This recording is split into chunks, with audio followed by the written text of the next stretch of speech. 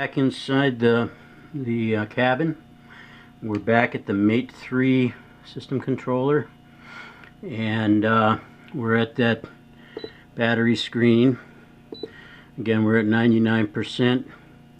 What's happening now is that both the display screen and the inverter screens, these little areas on the inverter that have flashing lights, are going to indicate that there is AC coming in. It's not, however, going to connect to the AC source, the generator, until we go to AC input, which is what's flashing here, that there is an AC input coming. And we hit that button, and it gives us, well, first of all, it tells us by highlighting the word drop that it's currently dropped the AC input. In other words, it's not making use of it. We're going to go ahead and use the use button. Here's the drop button. Here's the use button, and change that to a use. And now it's going to connect up to the inverter, and the inverter will automatically transfer all the home loads over to the generator, and then it will also start charging the battery. So you're going to have a good load on that gen set, especially if, for instance, the well pump came on at the same time. You're going to be running the well pump, all the other home loads, and the battery charger off the inverter. I think I have everything properly set. You can adjust the maximum input amps and things like that the unit will try to support, and will shed some of that from battery charging to support loads if you need to, but I think we're set up correctly. Should be good to go. Now you will see when you go back to the battery that we're now getting 7.6 amps in, and we're powering a few loads as well. The reason that's not higher, in other words 7.6, or now it's already down to about 6.8 amps.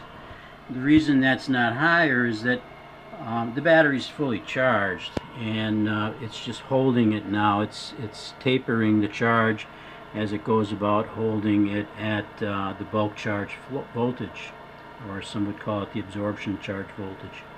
In any case, it's there, and it's going to continue to taper that charge down to hold it at that exact voltage for the absorption period.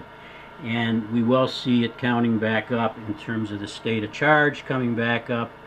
You should probably let the generator run longer than you think.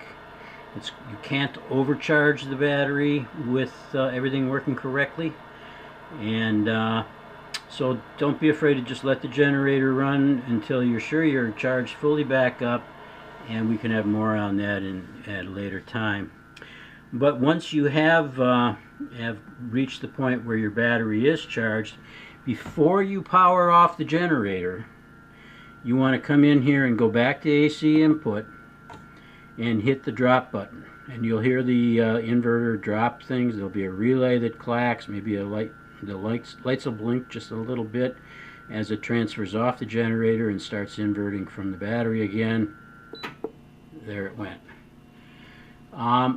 So now I'll go back outside and I'll shut off the generator. And what this does is, by starting and stopping the generator in this fashion, what we do is we give the generator time to warm up before it actually connects up to the inverter, and the inverter starts powering and charging the batteries and powering your loads. And then when we shut the generator off by dropping it with the controller in there before powering down the generator, or shutting it off, it gives it a few minutes to cool off, idling at normal speed and cooling down. And that's a good thing. In fact, if you really worked it hard, it might be good to let it idle for a few minutes. Okay, that's it.